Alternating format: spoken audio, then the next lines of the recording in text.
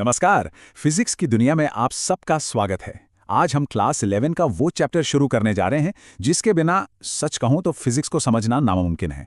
Units and measurements यानी मात्रक और मापन, ये पूरी फिजिक्स की फाउंडेशन है, उसकी नींव है। देखिए, इससे पहले कि हम बड़े बड़े लॉज और कॉम्प्लेक्स थियरीज की दुनिया में जाएं, हमें फिजिक्स की भाषा सीखनी होगी। और फिजिक्स की भाषा क्या है? वो है मेजरमेंट यानी मापन। फिजिक्स की हर कहानी, हर फॉर्मूला यहीं से शुरू होता है। चलिए एक सवाल से शुरू करते हैं। सोचिए, अगर मैं आपसे सिर्फ एक नंबर कहूं 5, तो इसका क्या मतलब है? 5 क्या? 5 किलो, 5 मीटर या फिर 5 सेकंड? देखा, अकेले में सिर्फ एक नंबर का कोई मतलब नहीं होता।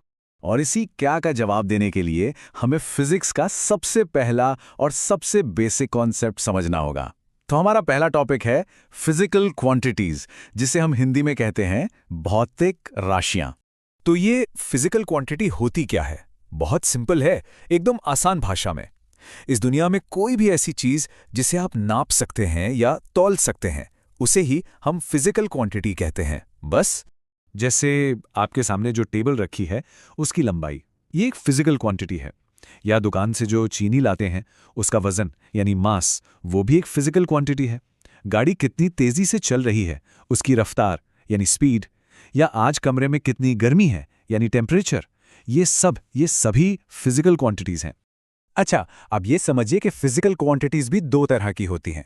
पहली है फंडामेंटल क्वांटिटीज और दूसरी डिराइव्ड क्वांटिटीज। इसे ऐसे सोचिए, जैसे इंग्लिश भाषा में ABCD होती है ना, वो हैं फंडामेंटल क्वांटिटीज। ये एकदम इंडिपेंडेंट है, किसी और पे डिपेंड नहीं करती, जैसे कि लेंथ, मास और टाइम।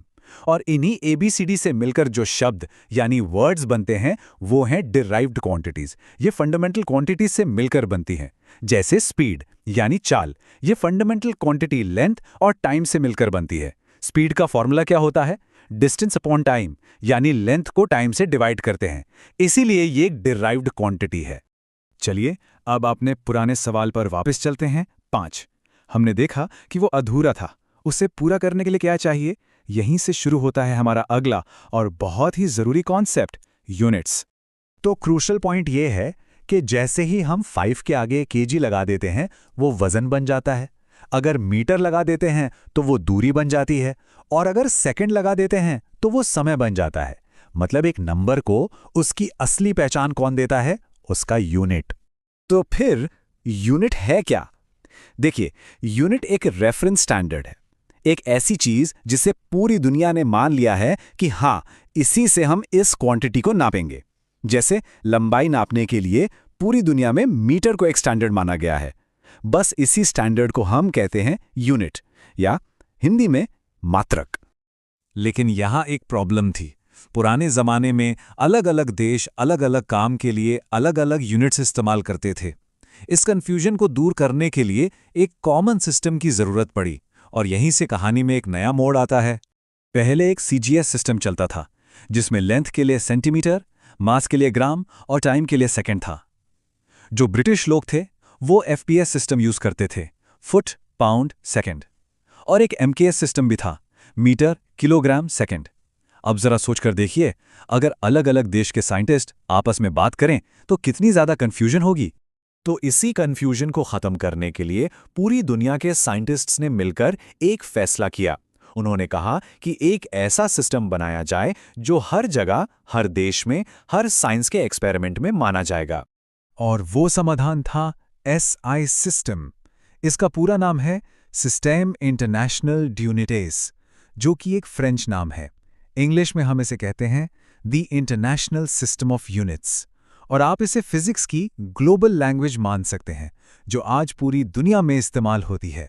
इस SI सिस्टम में 7 फंडामेंटल क्वांटिटीज तय की गईं। लेंथ के लिए मीटर, मास के लिए किलोग्राम, टाइम के लिए सेकंड, इलेक्ट्रिक करंट के लिए एम्पियर, टेम्परेचर के लिए केल्विन, अमाउंट ऑफ सब्सटेंस के लिए मोल और ल्यूमिनस इंटेंसिटी के लिए कैंडेला। ये 7 यूनिट्स आपको हमेशा याद रखने हैं। यही फिजिक्स की असली नींव है।